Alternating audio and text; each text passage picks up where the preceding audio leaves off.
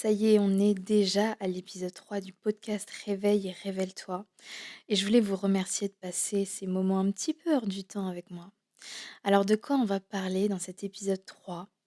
Eh bien, j'avais envie de mettre à l'honneur votre petit cœur. Pourquoi j'avais envie de parler de ce sujet qui me tient quand même à cœur?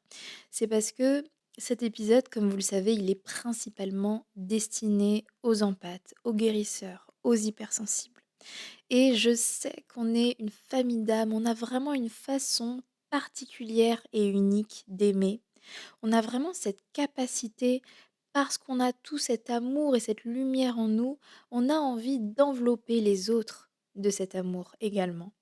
Et on a envie d'aimer inconditionnellement, on a envie de pardonner, de guérir, d'élever les autres. Et ce qui est assez rigolo, bon, rigolo c'est peut-être pas le bon mot, mais souvent, pour notre famille d'âmes, j'ai remarqué, il y a un thème assez collectif, un karma peut-être assez collectif, parce qu'on a toute cette lumière, cet amour à donner. L'univers met souvent sur notre chemin, que ça soit dans un contexte familial, amical ou amoureux, des personnes qui reflètent l'inverse et qui manquent cruellement de cette lumière et de cet amour pour eux-mêmes et bien souvent viennent nous drainer et un petit peu, disons-le, détruire notre cœur. Donc si tu te reconnais dans, on va dire, ce schéma qui est quand même très commun, hein, très classique, de t'être sentie complètement détruite, vampirisée, drainée par une relation, une ou plusieurs relations, peut-être que parfois ça a été même un enchaînement de relations toxiques, drainantes, où tu as tout donné et quasiment rien reçu en retour, alors cet épisode, il est pour toi, parce que dans cet épisode, je vais te donner mon processus en 3 étapes pour te permettre de faire la paix avec ces événements passés, ces relations assez toxiques et difficiles et te permettre de te libérer de ça.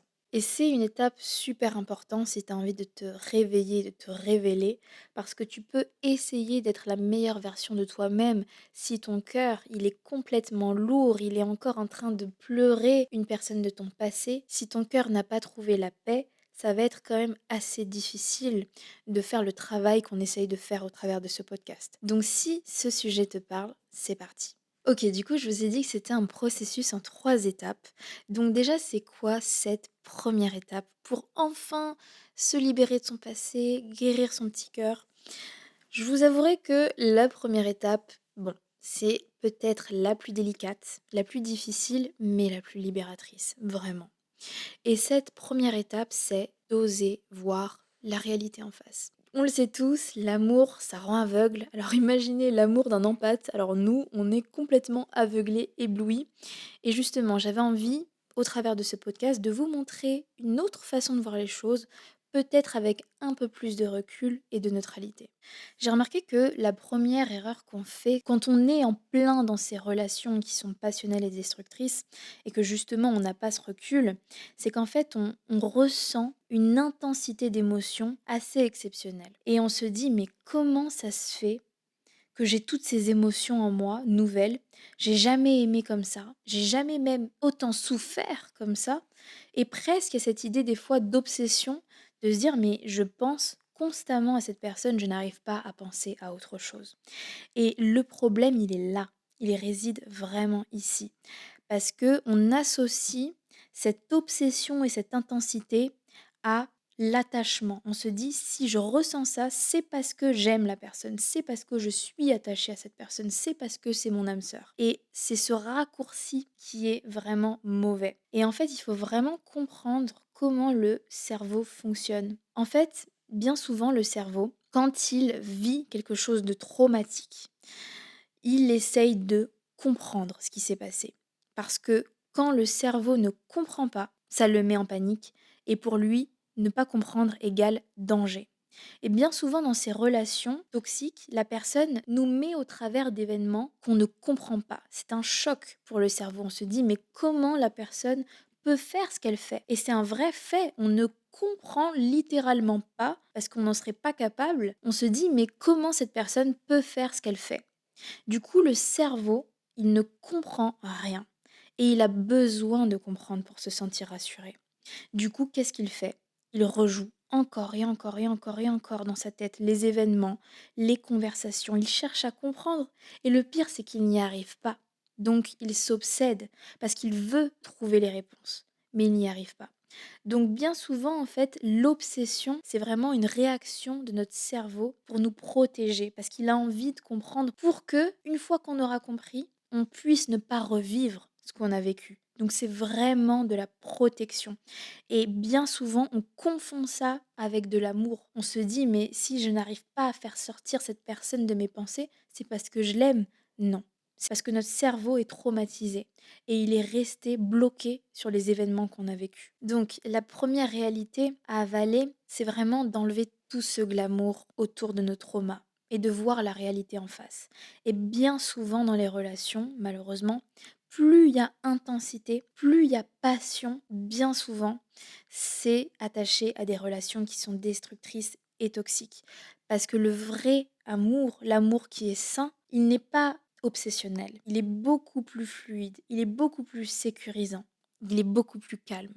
Et attention, quand je vous explique tout ça et comment le cerveau fonctionne, l'idée, c'est pas du tout de dire qu'il n'y avait aucun amour entre vous et ces personnes qui vous ont fait du mal, car j'en suis persuadée qu'il y en avait, mais là, vraiment, la notion que j'essaye de souligner ici, c'est plus sur vraiment le fait de ressentir des extrêmes comme ça, des très très hauts, des très très bas, de l'obsession. La prochaine fois que vous vivez une relation qui vous fait vivre toute cette intensité, ce panel d'émotions et cette obsession, ça doit être votre signal pour dire aïe. Là, il y a quelque chose qui a vraiment touché un point sensible, une blessure, quelque chose de traumatique pour moi.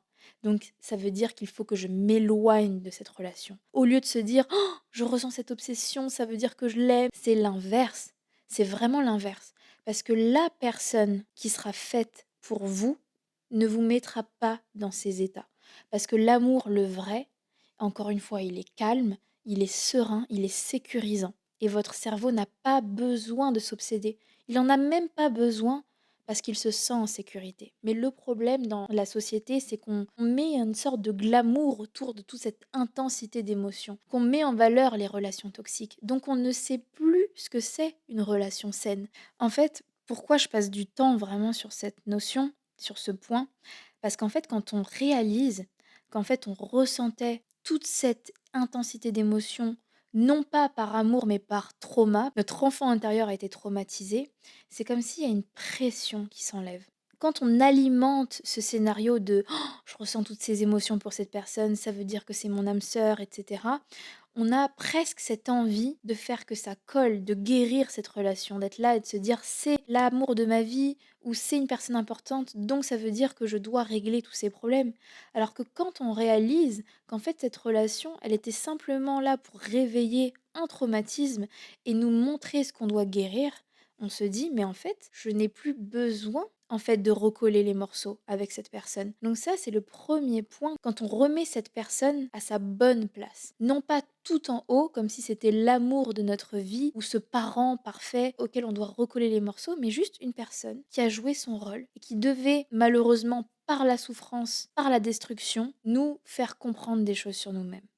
Et je sais à quel point c'est difficile d'abandonner cette idée de vouloir recoller les morceaux, de faire fonctionner cette relation. Je sais à quel point c'est difficile en tant qu'empathe et guérisseur, on a cette envie de guérir tout le monde autour de nous. Mais l'autre réalité, difficile à avaler mais qui finalement fait du bien, c'est de réaliser que tout le monde n'a pas cette capacité à guérir, malheureusement. Dans cette vie, tout le monde n'a pas cette capacité-là. Et parfois, certaines personnes, pourtant qui vous sont chères, vous donneriez tout pour les aider. Parfois, il faut accepter que ces personnes ne changeront pas. Et il faut presque même le voir autrement. Le fait que ces personnes ne changent pas, n'évoluent pas, restent dans leur schéma toxique, il faut que ça soit votre motivation, votre rappel en image de ce que c'est quand on ne change pas. Toutes ces personnes que vous avez connues qui sont toxiques et qui le restent après des années et des années et n'évoluent pas, elles vous servent d'exemple sur ce que vous ne voulez pas devenir. Donc utilisez ces personnes qui n'évoluent pas comme votre motivation à changer et à guérir. Parce que vous voyez ce que leur vie devienne quand elles n'évoluent pas. et vous n'avez pas envie d'être comme ça. C'est sûr que c'est triste, c'est une réalité qui est difficile à avaler. Mais ces personnes qui ne changent pas, faites-en votre motivation, votre moteur, à vous évoluer. Je sais que pour beaucoup, c'est vraiment un point qui va être particulièrement difficile, d'accepter le fait qu'ils n'évoluent pas, qu'ils ne changent pas. Et c'est peut-être ça finalement le vrai amour inconditionnel.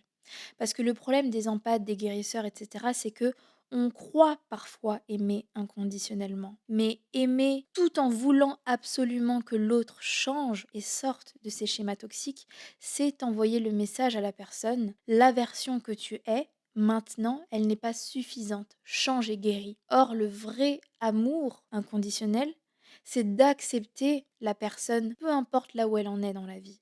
Donc peut-être que parmi les vérités à voir en face et la réalité à voir en face, c'est de réaliser peut-être que finalement ce qu'on reprochait à l'autre, de ne pas nous aimer comme on aurait aimé être aimé, c'est-à-dire de manière inconditionnelle, est-ce qu'on a vraiment offert à l'autre de l'amour inconditionnel, en cherchant à le guérir, à le changer, à lui donner tout ce qu'on avait à donner? Est-ce que attendre que l'autre change absolument, c'est de l'amour inconditionnel? Même si les intentions étaient pures, est-ce que c'était par amour ou pour l'amour? Je pense que c'est une vraie question à se poser.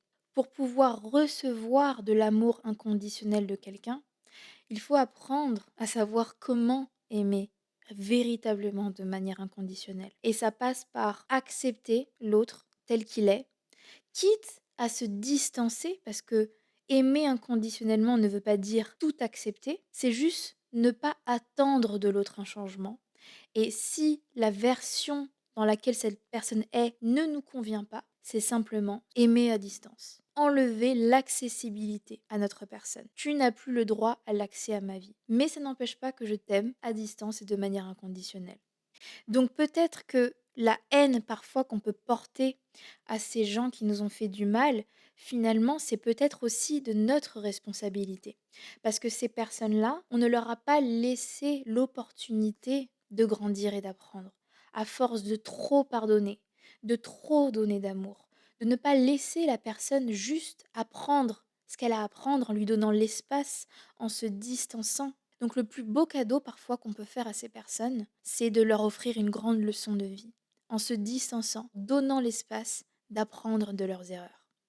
Donc quand on arrête de romancer nos émotions, quand on réalise que finalement on n'a pas tant aimé de manière inconditionnelle ces personnes et qu'on n'a pas laissé l'autre l'espace de grandir, quand on réalise cette réalité-là, c'est beaucoup plus facile de passer à l'étape d'après et d'être en paix avec ce qui s'est passé. Ok, du coup, on va pouvoir passer à la deuxième étape de ce processus. J'espère que j'en ai pas perdu en chemin certains. Avec l'étape numéro 1, bien sûr, hein, tout ce que je vous dis, ce n'est qu'un point de vue, ce n'est pas forcément une vérité absolue. Je tenais vraiment à le souligner. J'ai vraiment envie de vous donner un angle de vue assez frais, mais bien sûr, vous pouvez ne pas être d'accord avec tout ce que je dis et prenez uniquement ce que vous pensez pouvoir utiliser sur votre chemin. Donc maintenant, quelle est l'étape 2 pour guérir votre petit cœur? Eh bien, l'étape 2, c'est vraiment de réaliser ce que ça vous coûte de vous raccrocher comme ça à toutes ces relations toxiques, à toutes ces personnes qui vous ont fait du mal.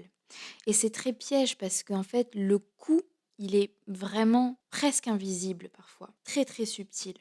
Et quand on est dans un sorte de cocktail d'émotions, entre un mélange de sentiments d'injustice, de rancœur, de vengeance, mais aussi de l'attachement, parce que ces personnes, elles ont quand même compté, qu'on ose se l'avouer ou non, ça a été des personnes qui ont été importantes pour nous. Et bien parfois, quand on se laisse aveugler par toutes ces émotions qui sont extrêmement intenses, on en oublie en fait l'impact que ça a sur nous, sur notre corps, sur notre vie. Et le plus grand piège, quelque chose dont on ne se rend même pas compte, c'est que finalement être accompagné par ces émotions négatives, transporté par toute cette rancœur, cette haine, cette injustice, parfois la vengeance, pas pour tout le monde, parfois on y est même attaché. Qu'on se l'avoue ou non, parfois on préfère détester quelqu'un plutôt que le pardonner. Qui dit ne plus ressentir tout ça veut dire faire le deuil, faire la paix et laisser la personne partir.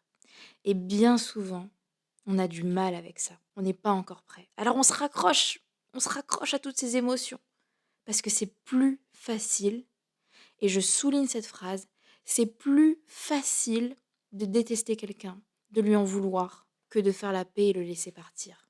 Peut-être que la vraie peur derrière tout ça qu'on essaye de combattre finalement, c'est la solitude. Parce que qu'est-ce que ça fait peur finalement de pardonner l'autre? On ne veut pas oublier au fond. Parce que si on oublie et qu'on passe à autre chose, on se sent dans une solitude. Qu'est-ce qu'on est sans notre haine? Qu'est-ce qu'on est sans notre colère? On a peur du vide, on a peur de cet inconnu. Et c'est là où il faut commencer à réaliser qu'en fait tout ça n'est qu'une illusion de l'ego.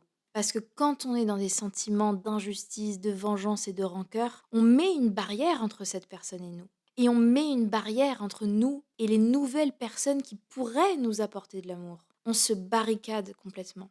Donc ça, c'est le premier coup à réaliser.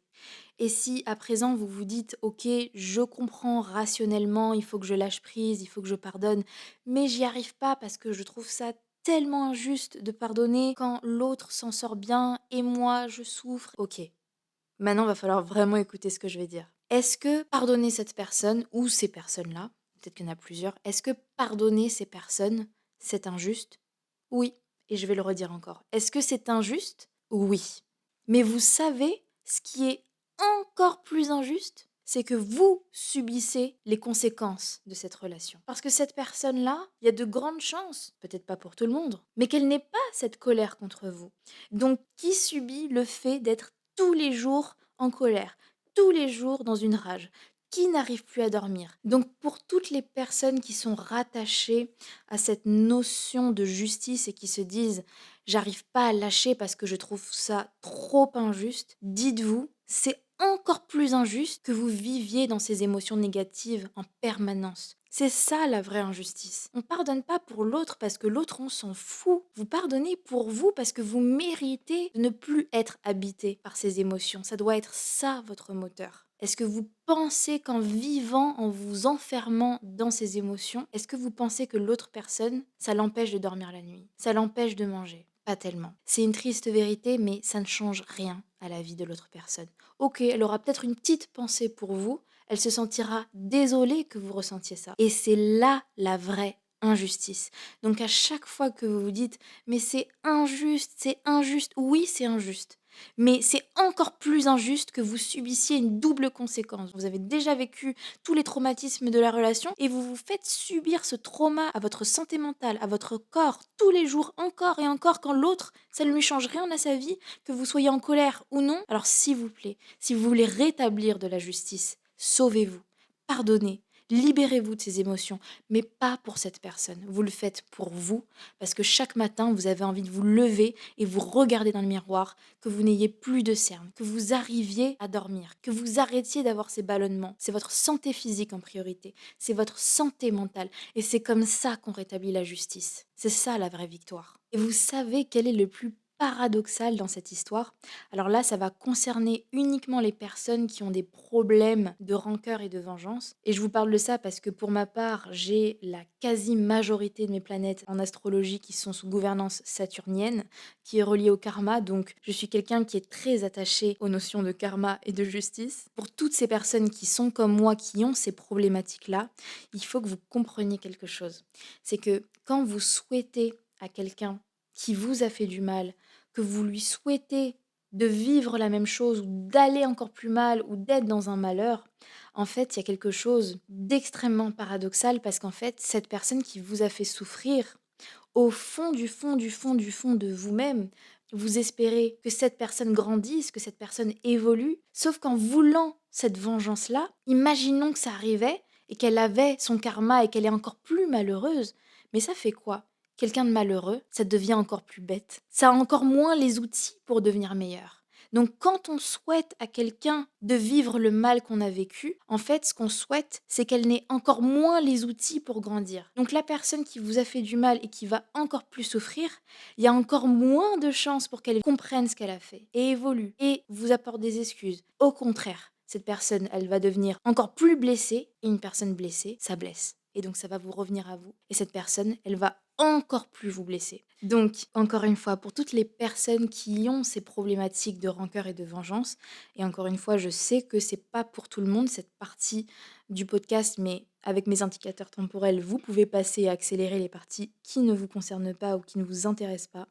Mais pour toutes les personnes un peu saturniennes comme moi, dites-vous une chose, c'est que toutes ces personnes qui vous ont blessé, leur vraie punition, c'est quoi? Qu'on y croit ou pas, le karma, il existe. C'est pas à vous de faire le karma. Le karma, il se fait naturellement. Eh bien, ça nous donne la transition pour l'étape 3 de ce processus. Leur vraie punition, c'est qu'ils n'auront pas accès à la meilleure version de vous-même. Parce que vous allez apprendre à pardonner. Parce que vous allez lâcher prise. Parce que vous allez apprendre, grâce au podcast, à devenir la meilleure version de vous-même, à vous accomplir, à vous révéler, que ce soit mentalement, physiquement, être la meilleure version de vous-même. Et ces personnes n'auront pas la chance d'avoir accès à cette version de vous-même. Je peux vous assurer que la plus grande injustice, de leur point de vue, ça va être d'avoir uniquement fréquenté la version blessée de vous, la version qui n'était pas révélée. Et la nouvelle version de vous qui brille, qui rayonne, ces personnes-là ne pourront même pas y goûter. Donc ne vous occupez même pas de chercher à vous-même rendre justice.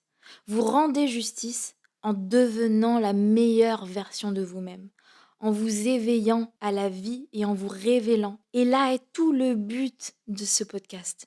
Et donc ça nous fait venir à la troisième et dernière étape de ce processus, c'est de réaliser qu'en fait, ces relations-là qui vous ont mis plus bas que terre, qui vous ont drainé, vampirisé, assassiné, et clairement, disons-le, disons les mots forts. En tant qu'empathe, on donne fort, on ressent fort. C'est pour ça que j'en fais tout un podcast, parce que je sais à quel point ça fait mal. Et pourtant, c'est peut-être la meilleure chose qui vous soit arrivée. Parce que c'est ce qui va vous donner la force de vous révéler. Toutes ces expériences, c'est votre moteur. Donc, comment on passe vraiment à autre chose en devenant une version tellement saine de soi-même qu'en fait, on n'arrive même plus à tolérer l'autre personne. Ces personnes qui restent dans des schémas toxiques. En fait, même si on aimerait, parce que si vous suivez le processus, vous allez réellement pardonner ces personnes. Il y a une partie de vous qui ne ressentira plus que de l'amour pour ces personnes. Mais vous n'arriverez même pas à continuer à avoir des interactions avec cette personne. Parce que vous aurez tellement augmenté en vibration, ça devient trop désagréable de ne serait-ce que de subir 1% de leur toxicité, de leurs blessures. Parce que vous avez avancé, vous avez évolué. Et ça devient ennuyant. Ça devient plus fascinant, ni obsessionnel, ni machin. On n'a même plus envie de guérir ces personnes.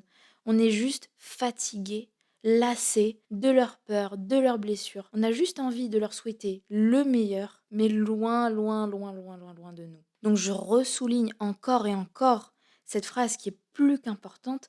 Comment on fait pour vraiment passer à autre chose? Et ça peut être avec n'importe quelle relation, un parent narcissique, un ami complètement malveillant, un ex pervers. Eh bien, on guérit tellement fort que les vibrations ne matchent même plus. Et c'est presque physique, on ne peut pas garder le lien. Le trop obscur, le trop sombre, le trop souffrant ne peut plus matcher avec nos vibrations. Et encore une fois, on envoie de l'amour à distance. L'idée n'est pas de dénigrer, de se sentir au-dessus, c'est juste une histoire de compatibilité et de se dire « moi je n'en suis pas là dans ma vie, c'est tes problèmes, ce ne sont pas les miens, fais ton bout de chemin. Et si tu évolues, peut-être que nos vibrations matcheront de nouveau, mais tant que tu es dans ces vibrations basses, distance il y aura. » Quand vous allez arriver à ce point-là, qui est quand même assez magique, et je vous souhaite vraiment d'arriver à cette réalisation-là, il y a une dernière chose que je vais vous demander de faire. Pour vraiment complètement 100% refermer la plaie, on attend souvent que les personnes qui nous ont fait du mal nous présentent leurs excuses. Mais en fait, c'est pas à eux de le faire. Ça sert à rien. On s'en fout en fait d'eux. Vous allez dire à cette version de vous qui a tout donné, qui a tant souffert, vous allez lui dire à cette version de vous, merci, je t'honore, moi je vois tous les efforts que tu as donnés, même si personne d'autre ne l'a vu. Moi j'ai vu ce que tu as fait. Vous allez aller loin dans le délire, vraiment. Moi je suis une drama queen, il faut que vous le sachiez. Moi j'aime aller loin dans les délires. Donc vous n'allez pas seulement dire merci, vous allez vous faire un cadeau. Vous allez aller en ville, je m'en fous, n'importe quelle boutique, vous allez vous offrir un cadeau parce que vous méritez ce cadeau. Vous allez célébrer cette version de vous. Et une fois que c'est fait, vous allez pouvoir faire le deuil. Et cette fois-ci, cette version de vous, elle va partir avec paix parce qu'elle se sera sentie aimée, remerciée, ressentie. Et c'est tout ce que cette version de vous attendait. Et c'est comme ça qu'on passe vraiment à autre chose. Donc, pour conclure cet épisode 3 du podcast, vous savez comment on termine chaque épisode par nos petites phrases d'affirmation. Et aujourd'hui, on va pas manquer à l'appel, donc je vais vous dire les petites phrases que j'ai concoctées pour vous, qui résument un petit peu toutes les idées. La première, c'est: je laisse l'autre apprendre et grandir de ses erreurs, malgré l'amour inconditionnel que je lui porte. Je réalise que ces personnes m'ont offert la plus belle opportunité d'enfin me choisir moi. Et dernière phrase: je me remercie d'avoir tout donné et essayé, et je tourne la page sans regret.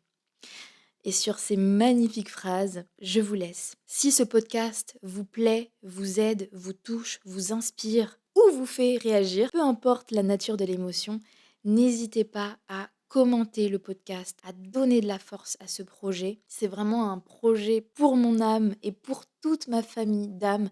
Donc si ça vous parle, si ça vous inspire, donnez s'il vous plaît de la force à ce projet. Merci beaucoup et on se retrouve pour le prochain épisode.